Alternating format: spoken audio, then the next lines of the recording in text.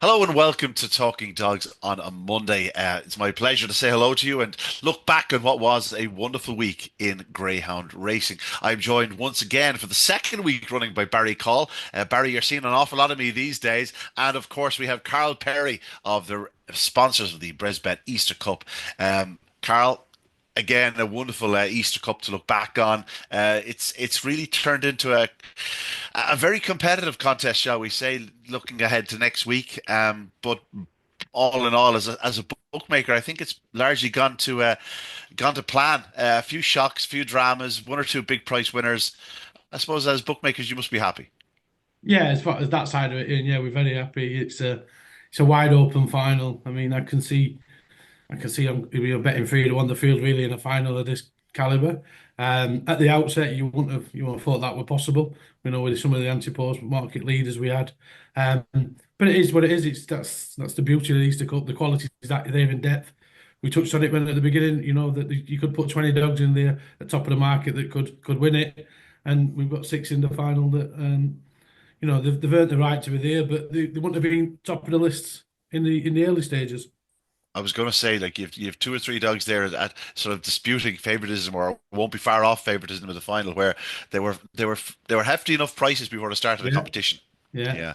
Yeah. Let's get into it. Barry, we spoke before racing on Saturday night out in the infield, and it was pretty blustery. We didn't know how it could sort of affect conditions and whatnot.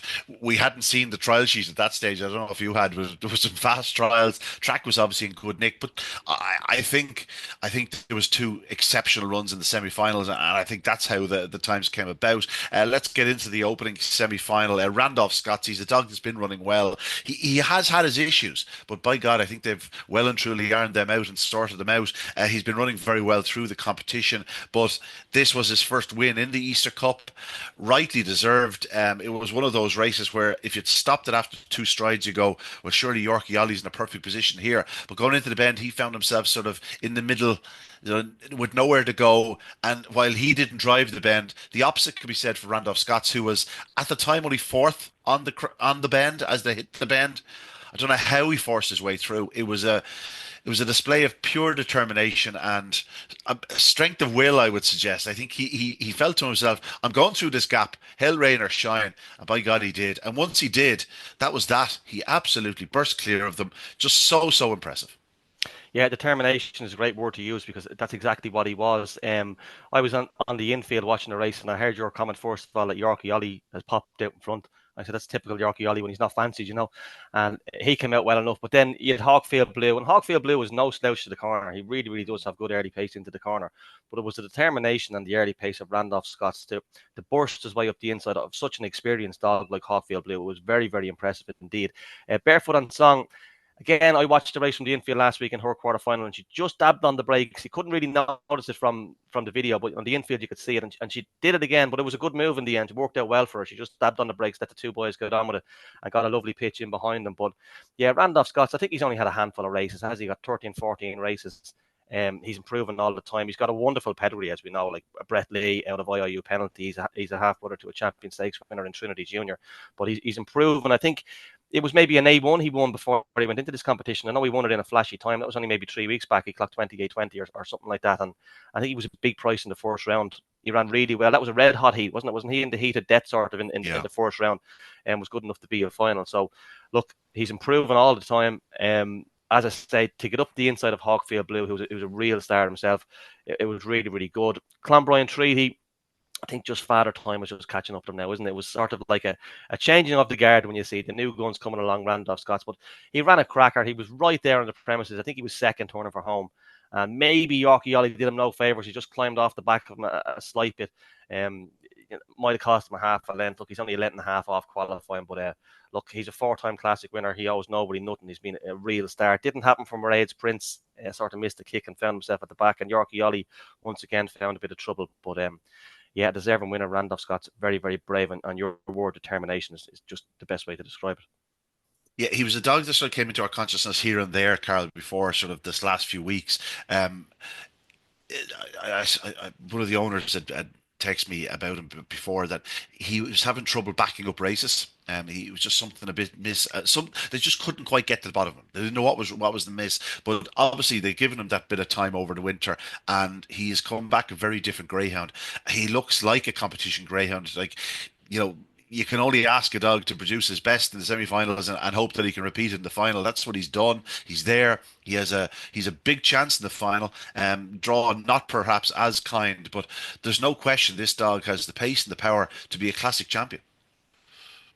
Yeah, definitely. I mean, he was one that I was very hard to gauge when I was pricing anti-post, because obviously he'd won an A1, and yeah, the time was decent enough, but I didn't know where to pitch him. And like you say, he had patchy enough form, on in and out, and I thought, well, I think he will have been around about 33, 40 to 1 anti-post, but he's the dog in the competition that's just come to light, and he's obviously just improving.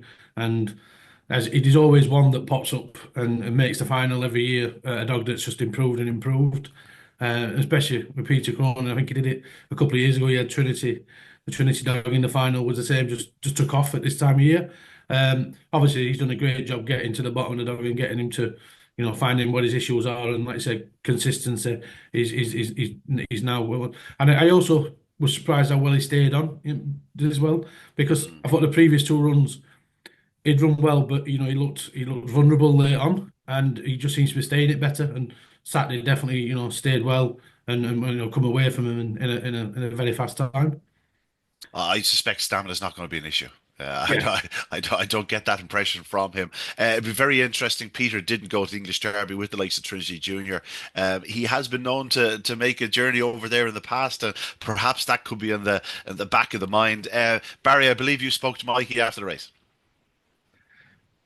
Yeah, I spoke to Mikey. He was thrilled. You can hear his words now. Mikey Cronin, Randolph Scott's first semi-final winner of the BresBet Easter Cup. Mikey, he ran out of his skin there tonight. You must be thrilled. Yeah, look, he ran a cracker. He was gutsy at the first bend. He drove it and he picked it up then between the first and second.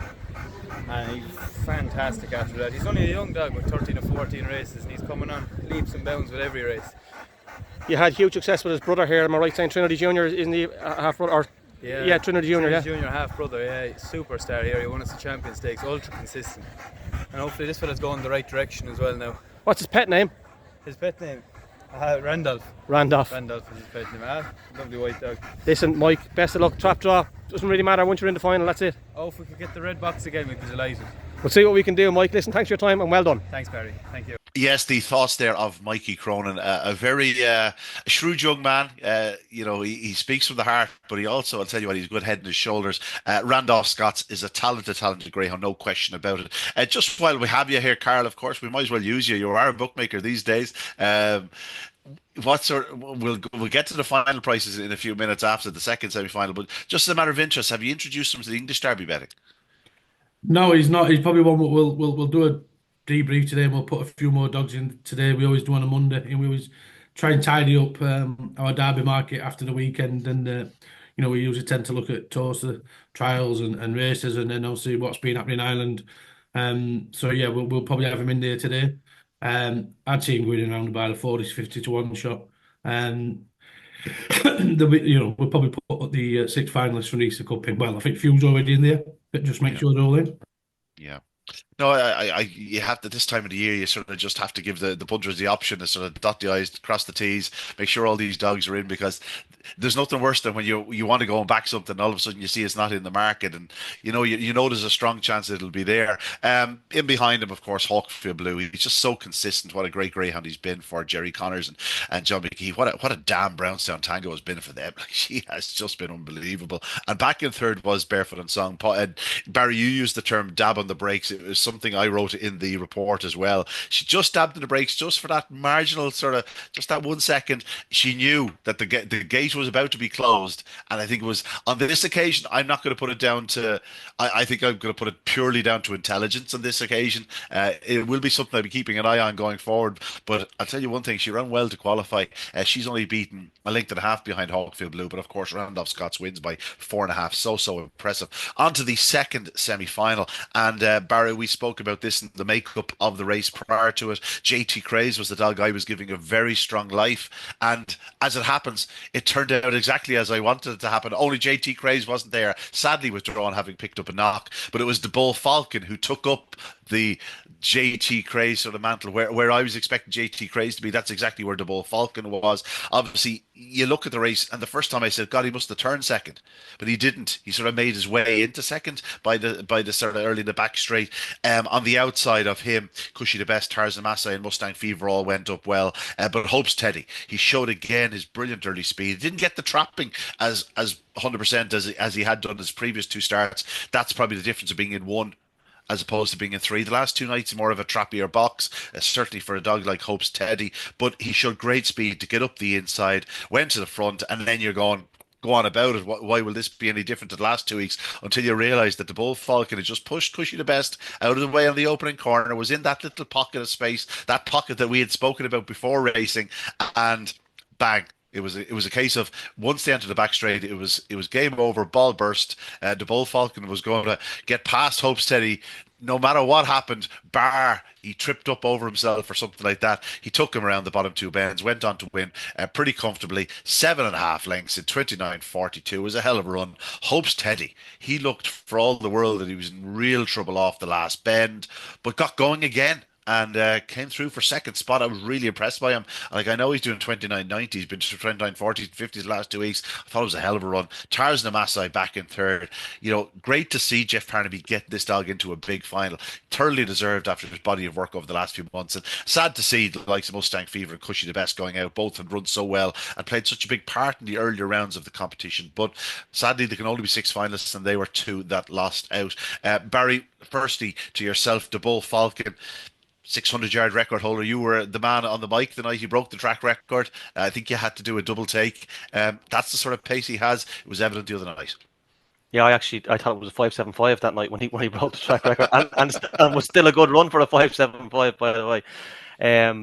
But no, look, yeah, we did speak about it. The way I read this race during the week was Hope's Teddy was going to lead, but we knew that one of the big powerhouses was going to get a run. You were going to get either a dog who'd won on Derby final night and Winter Racing Festival over 750 was going to get a run at them, or we have the 600-yard track record holder was going to get a run at them.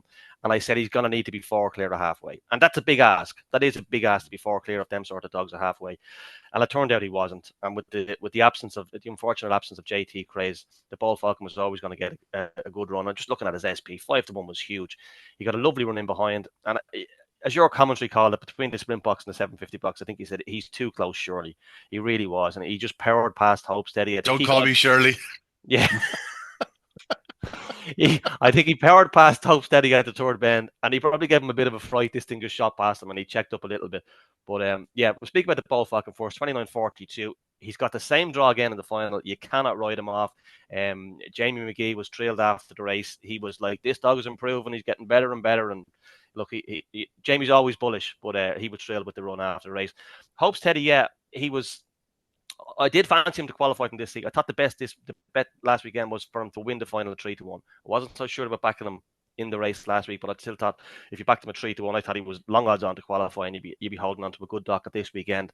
He ran well. He did look in trouble off the last bend, but you had a strange scenario where you had Mustang Fever, a wide runner on the inside of a bang railer when they turned for home, and it looked like Mustang Fever was going to get second. Going to get second, and then Hope's Teddy started leaning back.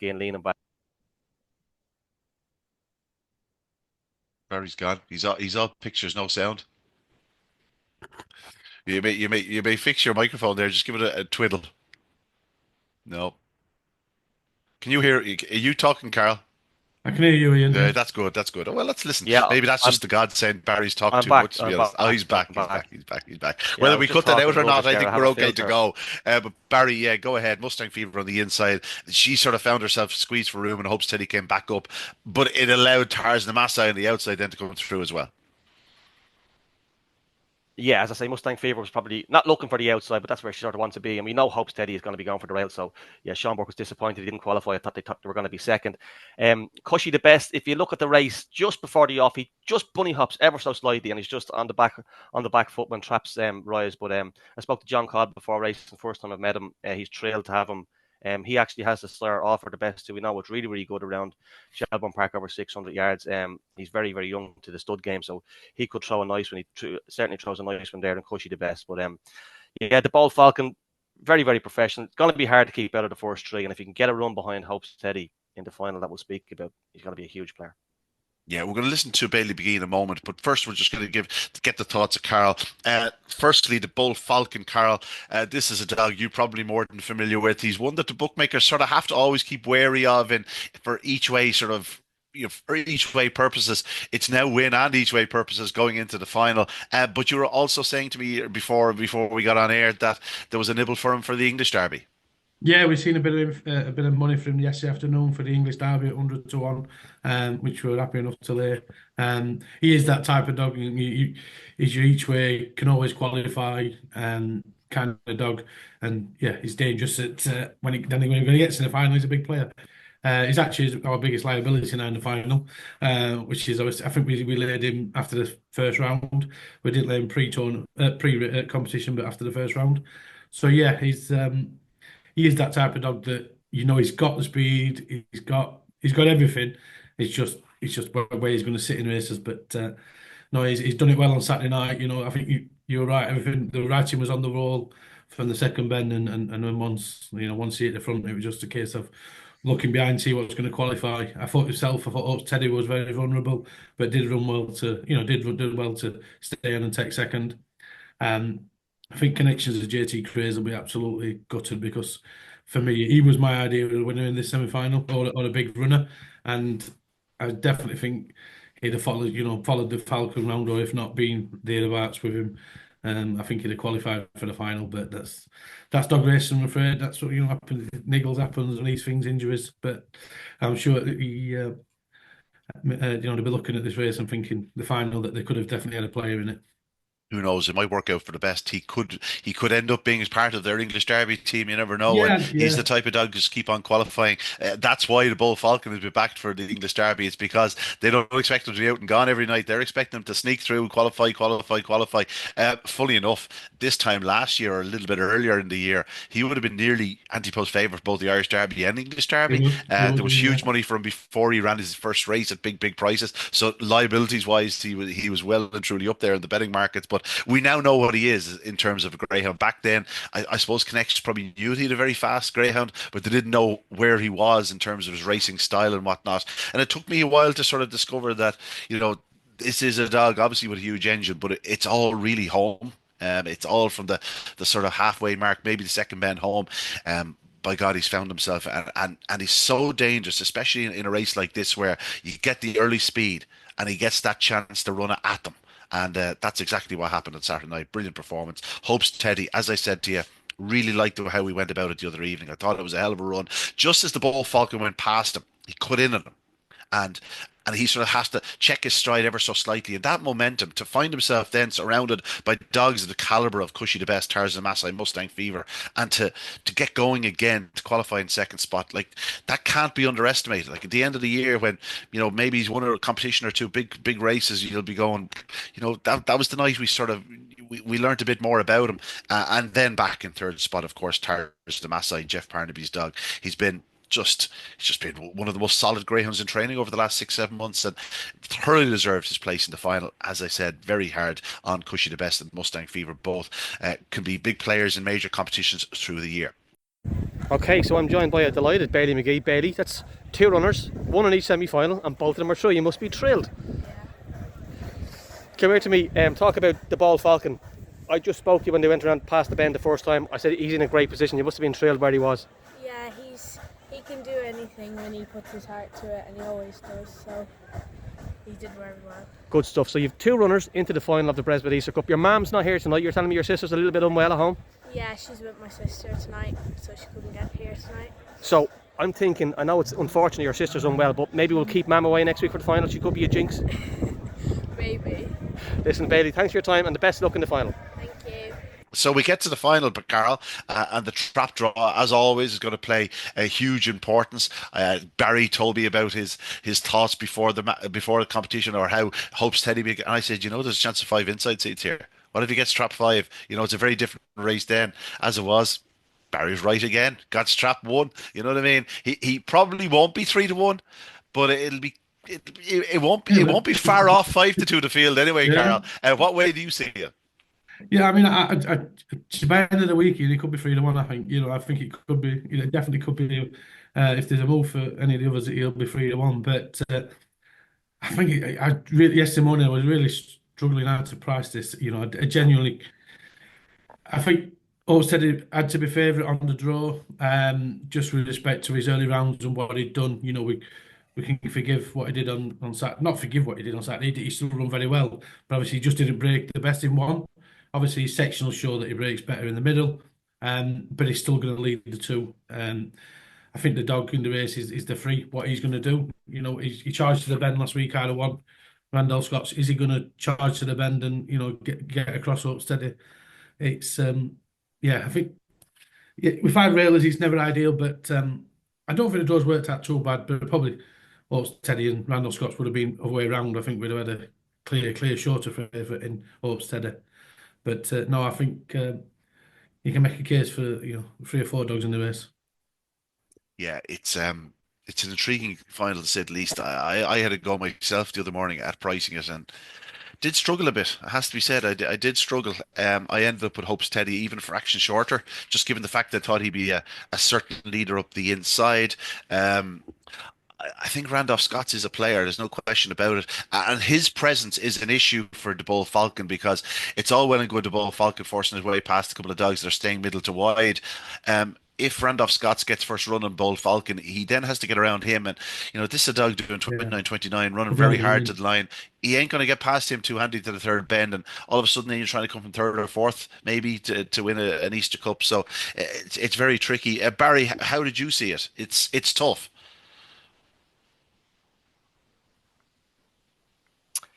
Sorry, I lost you there. I presume you're speaking to me Yeah, now. sorry, But, big pardon. yeah. I had a go price that. I think Hope's Teddy will go off maybe about 9-4 or 5-2. I think the other two will be around about 7-2, 4-1 to Bull Falcon or Randolph Scott's. Barefoot and Song, Hawkfield Blue probably be double figures and probably give Tarsnam Massey a little bit of a squeak. I know it's hard to fancy him because Hope's Teddy has just been his nemesis the last 2 weekends. He's just went up stronger than him. But Tarsnam Massey has a chance on the draw. Hawkfield Blue will edge towards the rails on the run to the corner. If he was to take a flyer, Hawkfield Blue and move across, it could give Tarsnam Massey all the room in the world. But yeah, look, Hope's Teddy. We knew the Bull Falcon was going to get a clear run at him last week, and that's what happened. I don't think he'll get a clear run at him this week because I think even if they come out level, I think Hope's Teddy will lead into the bend. Look, he has that 80 and 50 sprint run, and that was exceptional on the clock, and it was exceptional to the eye as well. So I think if they broke level, him and Randolph Scott's, I think he'd have the more early than Randolph Scott's into the bend. And look, you have Tarsnam Massey in there, you have Hawkfield Blue. So I don't think the Bull Falcon's going to turn second as close as he did to Teddy. But look, he did so from the same draw last week, so it's hard to rule him out. But yeah, I'd still rather be with Hope's Teddy. But they do all have chances. Randolph Scott can take a flyer. The Bull Falcon can just sit in the pocket again. And you got to give Tarsnam Massey a chance because of the draw. I can't see how Barefoot and Song and Hawkfield Blue can't see how Hawkfield Blue can get across. Barefoot and Song will need a little bit of luck. But yeah, I backed Hope's Teddy at the start of the event, so I'm happy enough with the draw and I'll still side with him. Carl? Yeah, I'm the same as Barry. I think Hope's Teddy his early will just take him into a winning position. I think if the Bull Falcon avoids trouble with a free, it'd be a massive danger later on. But I do think the free is going to be a big hazard to the Bull Falcon. So for me, I think he'll just skip clear this week. As Barry mentioned earlier about having to be 4 clear last week, I think he could be 4 clear this week, and I think that could just be enough. I do think the 6 is the dog. Obviously, he's your outsider, the one at a price because of the draw. These 5 dogs that are going to be wanting to go inwards, and if the 6 holds its line and there's trouble inside, he could get the run of the race. But I think on all true form, Teddy will take some beating. Yeah, it's intriguing to say the least. I've no doubt I'll probably end up tipping Hope's Teddy, but in terms of having a bet, I'm not sure I'd be getting too stuck in. It's very tough. You can see 5 or 6 different scenarios. It's hard to make a case for 2 or 3 of the outsiders in each of those scenarios, but there's always a way. A flying start can overcome anything. You know what I mean? And who's to say that something in the middle or the outside can't take a flyer? But yeah, hopes Teddy has the draw. He's going to be in front, and I think you'll find that in major finals, that's the place you want to be. Not just major finals, in any finals. Carl, it's a wonderful, wonderful Easter Cup. Again, we're left with a truly intriguing final, but looking beyond it, the Easter Cup over the years has provided a great sort of step onto the English Derby.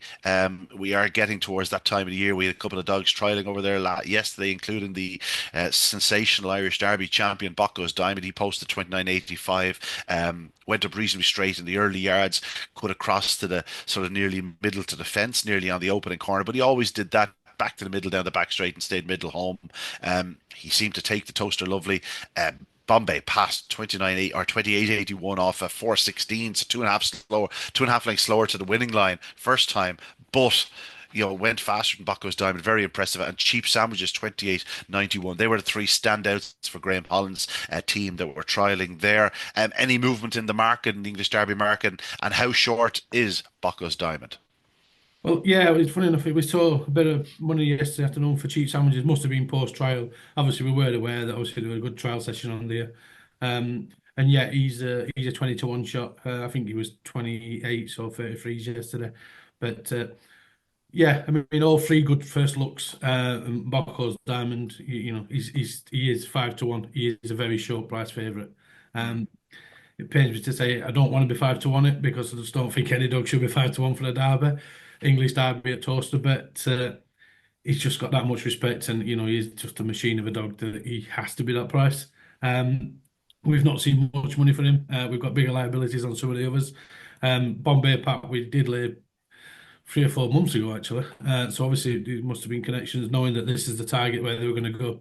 But yeah, I think you'd be happy with all 3 of them trials. And we've seen in the Irish Derby that these 3 dogs got to the later stages, and obviously the Bocco's Diamond is the best dog we've probably seen for if many years. So yeah, he warrants his place at the top of the market. The English has got a good a good dog behind him in Proper Air, so he's second favourite at the minute. You're right, he will be behind him, yeah. Yeah, that would easily we would be. Honestly, I don't know for me he's going to be in. He's we're going to do well to get him beat, but it's Toaster. It's a Derby. It's 6 rounds, but no, he warrants to be at top of the market, and yeah, I'm sure connections and everybody will be pleased with that first look. Yeah, I'd be surprised, Barry, if he turns up with the juvenile and wins.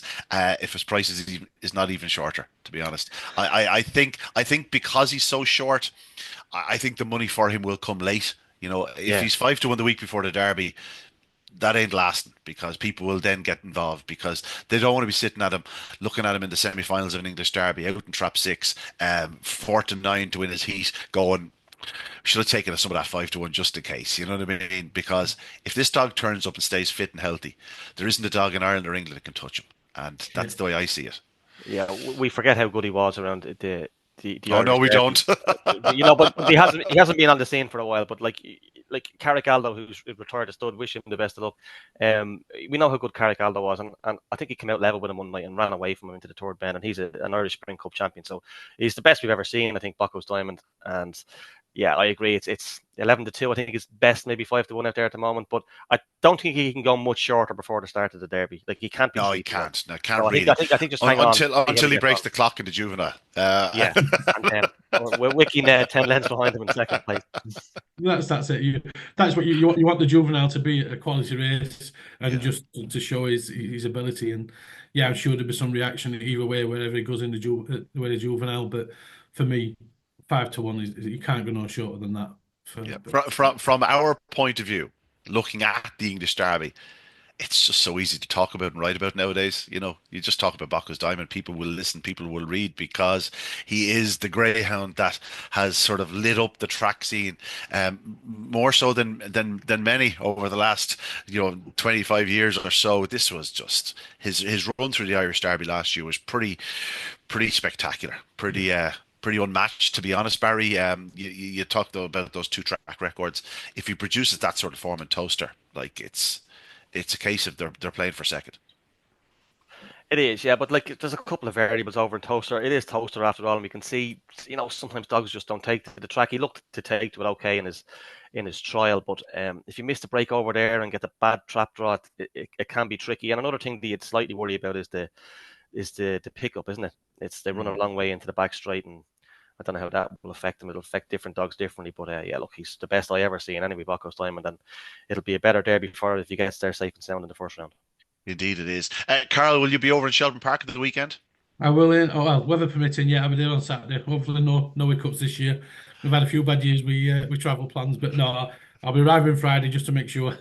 Okay, Carl has been checking the weather forecast. Was it the Susie Sapphire year that it was postponed 1 week because it was it was monsoon type stuff? Yeah. But no, Carl, we'll see you on Saturday night. I'm sure Barry will be catching up with you for a bit of a chat. But thanks very much for all that you've done for us, and we'll see you the weekend. Yeah, look forward to it, Ian. Are you thinking of fundraising? We have the vision to make your event a success. See fundraising at its best. Visit www.gogreyhoundracing.ie. Yes, once again, our thanks to Carl Perry of BresBet. A wonderful competition and a wonderful final to look forward to at Shelburne Park on Saturday night. Now, Barry, let's get into it. The Conlanny Kirby Memorial, and sometimes it's hard when you look back on Kirby's from previous years, and you sort of it glosses over the fact that it really is a novice competition. And I think that's been very evident in the first 2 rounds. You see there's still an awful lot of inexperience and dogs doing silly bits and pieces. But then you have 1 or 2 dogs that just seem to know what it's about. And I think that was again the case on Saturday night. 2 or 3 massive runs. We'll talk about 1 or 2 of the stars first, and then glance through the remainder of them. But Fay Point Ranger is now the favourite. He's gone. Well, he's still favoured, of course. He has a great combination of early speed, and I think he's getting stronger, Barry, which is a worrying sign for his rivals. 28-22, 4-14, 15-93. If you're going under 16, you're moving. 28-22 for Fay Point Ranger, very, very impressive. Not the fastest heat winner, of course, but he is favoured, and I think probably the right favourite.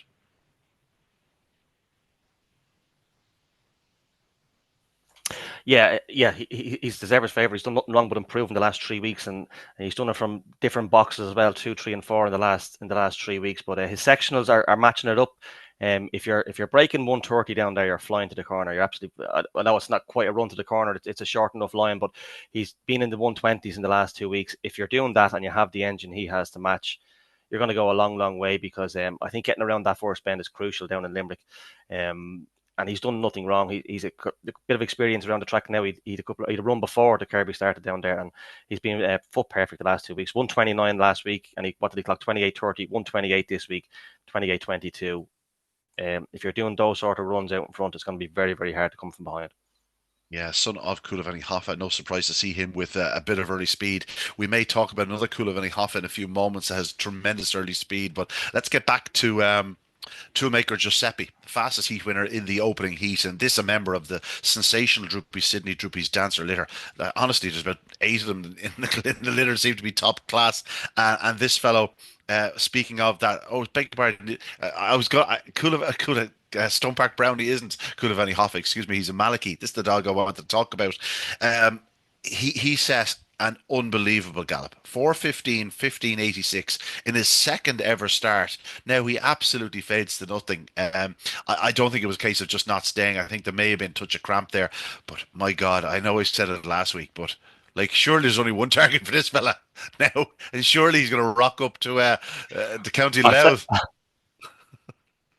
I'd say he's going to be heading north, isn't he? He showed unbelievable pace, because Toolmaker Giuseppe got a nice run, actually, turned second place, but your man was still pulling away from him into the third bend. We were watching on the screens in Shelburne Park. We were a little distance away, but I think he was still 5 clear into the third bend. And at one stage, you're going, this lad's they're not catching him, and he finishes last. Like he completely tied up, but yeah, look, he's definitely he's a dog with a big future anyway, either way, whether it be over 2 or 4 bends, most likely going to be 2. But Toolmaker Giuseppe, I did fancy him. I thought he was very, very impressive in defeat last week. Droopy Supply ran a huge race. He was a bit unlucky last week as well. He seemed to be making his challenge off the last bend, and something went wrong. But yeah, Toolmaker Giuseppe, very, very good. Might be a little bit draw dependent. Probably lacks that yard of early pace, I think. But yeah, it's some litter. It really, really is some litter. Droopy's Dancer. But yeah, the front 2 are going to go a long way in this competition. They've got plenty of pace. I think in 6 months' time, if we look back at this heat in particular, you'll go, wow, that was stacked. Because look, Michael Giuseppe, like he's going to have a body of work. Do you know what he reminds me of? He reminds me a touch of the Bull Falcon. He's that sort of power, that sort of an engine. Stone Park Brown, for the reasons we've mentioned, he's unbelievably speed. He could be a National Sprint Cup, Irish Sprint Cup winner in waiting. Bailey McGee, obviously she's based in the UK, but she's very strong. She absolutely flew home. She squeezed on the opening corner. She had no right to qualify.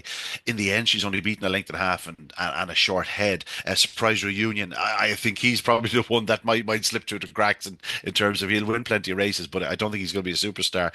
Droopy's Deploy, he ran an unbelievable race again on Saturday night, as you said, Barry. And then Ballymac Tibet, a huge finish from him, but just didn't get involved early. He's a dog I really like. I think he'd be could potentially be a very talented stare. I think they're a very good bunch. We'll move through a couple of the other heat winners. Obviously the second heat went to Blast Off Ricky, got close to the finish. He just got the better Bogger Pat, who ran out of steam once again. Barry, I know you were fancying him, Bogger Pat, but just hasn't got to the line the last two nights.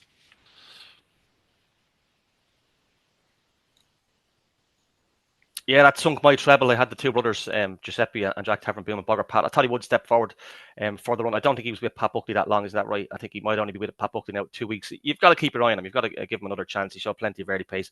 It's all about getting yourself in a position. He's with a good man in Pat Buckley, and I'm sure he'll step forward again.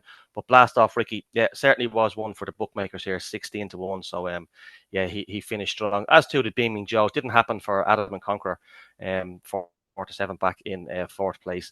So yeah, as I say, a good one for the bookmakers. But yeah, if it was to take one out of that, maybe Bogger Pat, you give him another chance going forward. Yeah, obviously he's only with Pat a couple of weeks, and different diets and different regimes and whatnot, and just even settling and nervous energy being used up.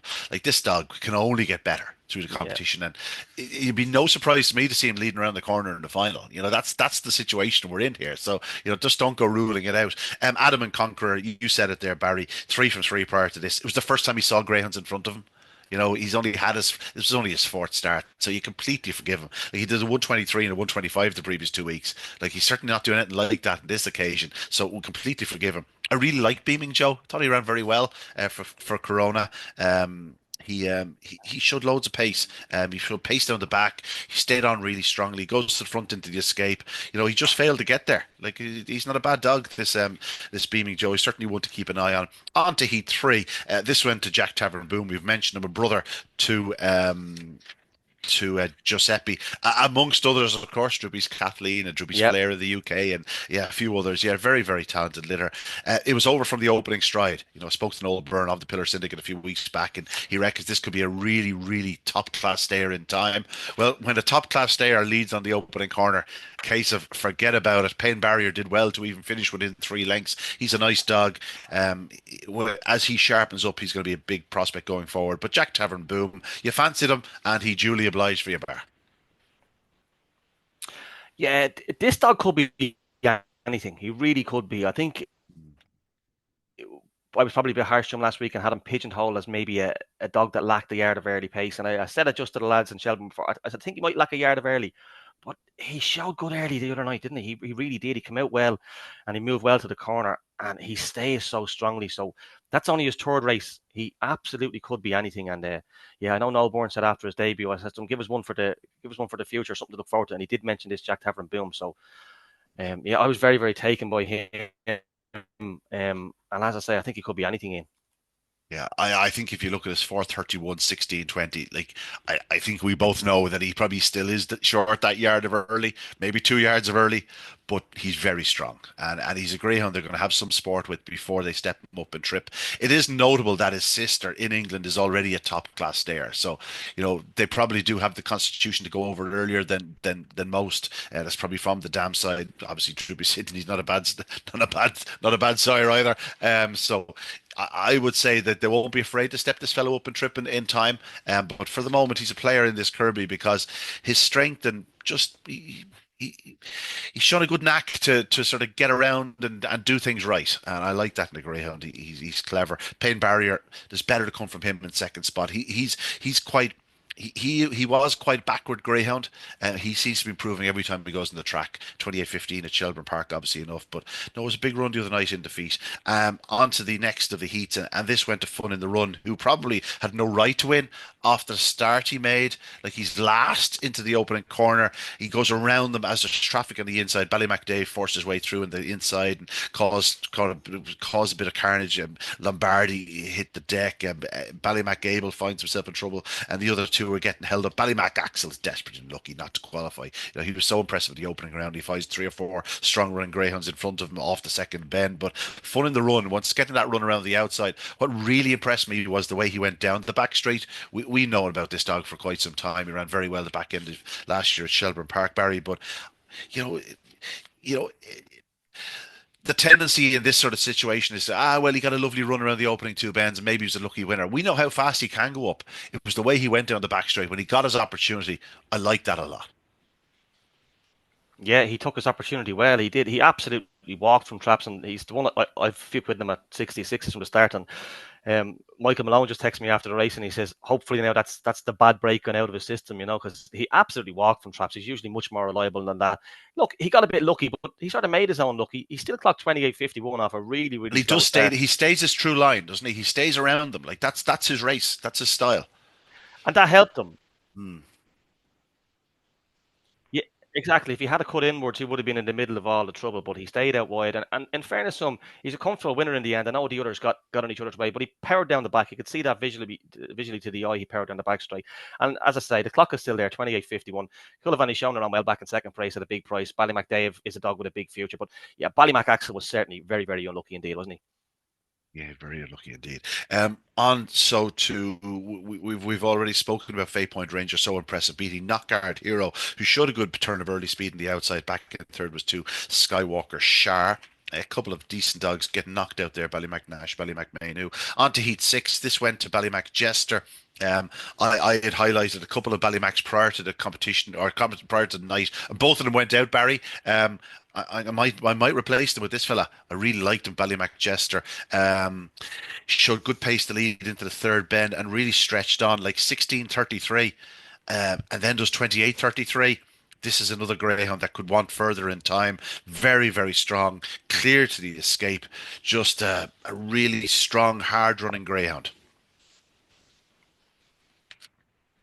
Yeah, I've no doubt he will go on further. Ian, just looking at all his sectionals now, he just seemed to lack that yard of early pace. It's quite evident, and it was a messy enough contest. 1, 2, and 3 all seemed to get in each other's way. Gallant Hunter, Ballymac Jade. I think Ballymac Jade might have moved off, and Gallant Hunter was trying to get into the inside. So that Tallyho Socks going. Yeah, Tallyho Socks went up fast from 4, and as he edged in, it created even less space on the inside. Yeah, it was very messy contest on the outside. So you'd feel for Ollie and Gallant Hunter. But yeah, Ballymac Jester, look, the time is there, isn't it? 28:33. So he obviously has an engine, but I'd just be worried about his lack of early pace. Yeah, he absolutely hammered home, like 12 seconds from the third bend to the line. That's unbelievable stuff when you consider that Jack Tavern Boom was doing 12:11. It just tells you exactly how strong this fellow is. Who knows, the two of them could meet up for 6 bends later in the year. On to Heat 7. And this went to Brideside Bill, who came into the competition with 7 races, no wins. He's now 9 races, 2 wins. He got up on the line. He was prominent for much of the way. Liked the way about Bubbly Charger in just a second career start. Took the lead on the opening corner, or off the second bend, shall we say. Went into a couple of lengths lead. Showed nice pace. He's picked up in the line at 28:35, but the Champagne Club and Brendan Matthews can be more than happy with him in defeat. But Brideside Bill, he's doing things right. He seems to be learning each and every week. He's yet to finish out the frame, and the way he's racing at the moment, Barry, and the fact that he's going to be well housed in 6 most nights, suggests it's going to be hard to keep him out of the frame. Yeah, another nice one for Graham Holland, trainer going places. But yeah, like buses, isn't it? He hadn't won in 7 races, and now he makes it back-to-back wins. But again, nothing wrong with his attitude. We said it last week. He'd be looking at a dog with 6 seconds on his card, and he'd be going, but he did it the hard way there. Came home fast and wide on the outside. Got up again, a decent time, 28:35. Bubbly Charger ran well. The Syndicate will be thrilled, and the Fight Club, look, a good performance back in third place, only just a length behind the top 2. He ran on quite well. But yeah, nice one for Brightside Bill. As you say, he's 1 for 3 hours in forecasting because he's oh so consistent. Never been out of the first three. Very much so. You mentioned it there. Fight Club did run on very, very well. There's a lot of strength in this, Kirby. A lot of dogs finishing fast. A lot of dogs will be looking at, later in the year, 575, 600s, even, one or two of them sneaking into the frame or 550 yards. But a lot of strength, a lot of strong running greyhounds. No question about that. Brightside Bill beating Bubbly Charger. I liked Supercharge. They changed it to Bubbly Charge, obviously enough. That's their prefix. But he may well live up to Supercharge in the future. If he's doing this after 2 races, who knows what he might be doing after 12. On to the last of the heats, and this was an eventful heat, but also another stacked heat. This is one of those heats where in 6 months' time we could be going, God, there was some stars in that race when you think about it. Obviously the winner was Lemon Joey. We've known about him from the back end of last.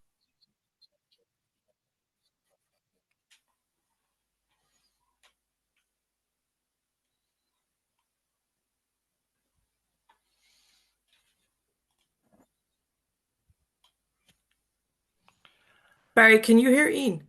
No, he's gone. Oh. I thought it was me. We no.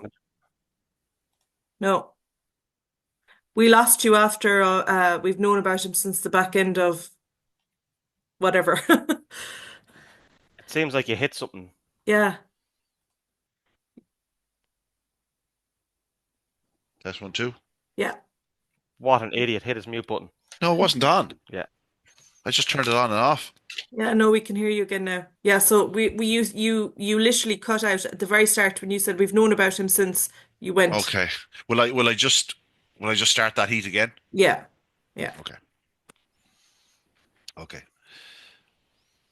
And so to the final heat, Barry, and much like that heat we mentioned earlier on, I think this is one in 6 months' time we'll look back and go, wow, that was pretty stacked. Some very fast greyhounds in it. It went to Lemon Joey. We've known about him since the back end of last year. Obviously, one of the favourites to win the National Puppy Stake, finished behind Untold Rufia. He got there at the right time. Pushed left corner back out of the way. Left corner back had missed the kick. By his standards, but flew into the corner despite an edge inwards. He did get around in front and looked for all the world. He'd probably take some stopping, but Lemon Joey got to him and probably passed him at just the wrong time, got a little bit hampered and lost his momentum. Before you knew it, all of a sudden there was 2 or 3 dogs past him. And left corner back, from being one of the fastest heat winners last week, goes out of the competition. It's hard on him. It is, and if somebody was to say to you, if you'd like to take a dog out of this race, who would you take? It might look silly, but you would take left corner back out. I thought he showed huge pace. Lemon Joey is no slouch. He broke fast from the outside. Left corner back outpaced him into the corner. Showed good pace down the back straight. But as you say, Lemon Joey just challenged up his inside, and all of a sudden he lost a bit of momentum. A bit like Hope's Teddy when the ball Falcon swept past him. Just lost a bit of momentum, and then all of a sudden Silent Kobe was behind him, and it's just hard to get back in that sort of grade. So he's a dog with a big future left corner back. But yeah, Lemon Joey, as you said, ran very well around Shelbourne Park at the back end of last year. He has appreciated this. I call it a slight drop in grade because he was running against them hardened 525 dogs in Shelbourne Park, the top open class dogs, for his last few runs. And look, he has a big experience edge over some of these rivals and shown good pace. Had to do it the hard way. Showed a good track craft as well to switch up the inside of left corner back at the third bend and stayed on really, really well. 28-31. That's the sort of a run that will win you a Kirby if you manage to get in front. If you're winning a heat in 28-31 by 2.5 lengths, in which the leader did 15.94 at the third bend, you're doing something right. It's as you said, that hardened experience is there, and it's really standing to him. But aside from that, he's very talented. There's one dog I also want to mention here, in one, Solo Mio. This fellow was sort of he was arriving into the opening corner. Off the start, you think, oh, he's going to be disputing at the corner. Just took him a stride or two to get going, but he was arriving into the bend, at which point left corner back was in on the fence. From trap 5, he's in on the fence, and Solo Mio sort of left a bit tight of room. I thought he ran well. I know there's been a bit of support for this fellow in the anti-post market. He's clearly showing plenty at home for Peter Cronin, and maybe the Comerfords, or I'm not sure, someone's been getting a whisper anyway, because this fellow's been back to anti-post, and I thought he ran well. Obviously, he's a brother to the artist formerly known as Kildare, who was a finalist. This fellow had more experience than Kildare did going into the competition. He had 2 races. Wow, vastly more experience, but I think he's a nice dog, and I think there's probably a big run in him. I wouldn't be surprised any night he popped out and did a big run. Kornikova, desperately lucky not to qualify. She's a really strong running lady. She'll win loads of races for Pat Buckley and Tom Ahern. She'll no doubt be rooted towards the maybe the Puppy Oaks now, because she's out of the Kirby. She could run in the Oaks itself. Silent Cobby ran on really strongly. He's a nice dog. And we saw the Snazzy Boss dog running well the previous week. But yeah, good heat, good winner, Lemon Joey. Again, we feel for the connections of left corner back, but also keep an eye on Sole Mio. Barry, anything else you wanna add? Yeah, just a couple of things to bore people before we finish up. This Saturday night at Shelbourne Park, there's a one-off 750. I know you're a big fan of the distance races. Oh, big time. Yeah, named in honour of Plunkett Devlin, a good Tyrone man. Plenty of people in Greyhound Racing have plenty of time for Plunkett Devlin, and some good stories throughout the year. So it's being sponsored by friends of his, Sean Burke, Sean O'Brien, Dennis Beardy is involved, Ian Marmion and Paddy Bourne, who used to play football for Tyrone with Plunkett back in the day. But that's on Saturday night. I'm sure we're going to see a good entry for that. €2,000 for one run. It is huge. And also just to mention a benefit night down in Clonmel on Sunday the 4th of May in aid of the Retired Greyhound Trust. It's called Tipperary Home for Hounds. Sean Burke again is involved in this, and the tickets are only €10. So if you can make it there on Sunday the 4th of May, please do. And finally, to finish up, just want to say a special mention to a couple of young fellas, Ian, who are real shining lights in the game. Mikey Cronin, Jamie McGee at Shelbourne Park on Saturday night. I know it's easy to talk when you're after having a good night, but they're two lovely young fellas, and they're always very generous with their time. And look, I know they probably didn't have much choice when they were growing up. They were sort of bred into greyhounds, but two lovely young fellas. And I'll throw Billy Riley in there as well, young lads in their 20s. So the game is in a safe place going forward with those three. I tell you what, you have to mention three men that are not afraid to talk. And that's what we want, Barry. We need people who can talk. Now, trivia time. Oh no! You mentioned the Plunkett Devlin race, right? Here's one for you. Yeah. Now, Plunkett obviously was a big fan of stamina and staying races and whatnot. Yes. Obviously, a very talented vet in his day. We miss him dearly. All those that knew him loved him well. And a few years ago, 6 years ago to be precise, on the 9th of March, was the final of the Plunkett Devlin Celebration Open 600. Now, what was so notable about that race? I'll tell you, it was won by Skywalker Logan, right? But what else was notable in the race? Was it the first time 32 seconds was broken? No. That's you're way off there now. The first time it was won by, that was Law Hill Duke. He beat Ballydoyle Honey by a half a length or a neck or a head or something like that. And the two of them broke 32 seconds. I feel like a dyslexic person on countdown here at the moment now. When you firing these questions at me, I'm going. I'm gonna say it didn't come to be notable until about 3 months later. Nope. First, the dogs that finished first, second, and third in the English Derby were all in this final. Price's Blake was last, won the Derby. Ballymac Taz was third. She was second in the Derby, and Skywalker Logan was third in the Derby. Such a nerd. Do you know the other three in it?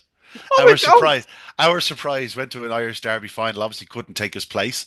Ballymac Anton, classic winner, Super Sire, and Cushy Jet. That's not a bad 6 greyhounds. If there are 6 greyhounds on Saturday night are as good in the 750, we're in for a treat. It could be a good one. Anyway, nerd alert. Nerd alert.